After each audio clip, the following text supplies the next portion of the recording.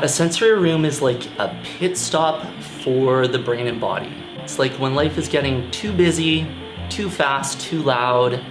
It's a great, calm, safe space where kids can come to recharge, re-energize, and refocus so they can get into a great place to be learning back in the classroom.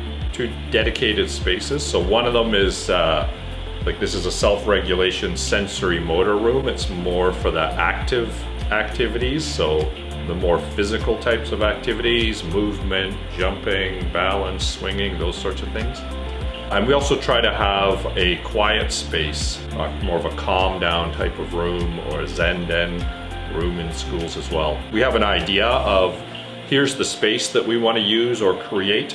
And we have ideas about what types of equipment we want to put in there, but we just don't have the expertise on how to do that. It's really important for us to collaborate throughout the whole process. Learning supports team, they know the goals of the students and kind of the complex needs that we're after. The school is more familiar with the day-to-day operations and how the room's going to be used effectively.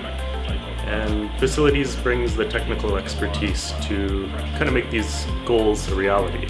We're kind of doing the work behind the scenes. It's really rewarding to help out with these students and also support the staff who work with them. Our ultimate goal is that the kid will be able to identify that they need this type of activity. They'll know where to get this type of activity from. They'll know that they can take a break, they can do something in the hallway or the self-regulation room. And they know that they will come back to class and be more regulated, more ready to learn, and more focused on what's going on.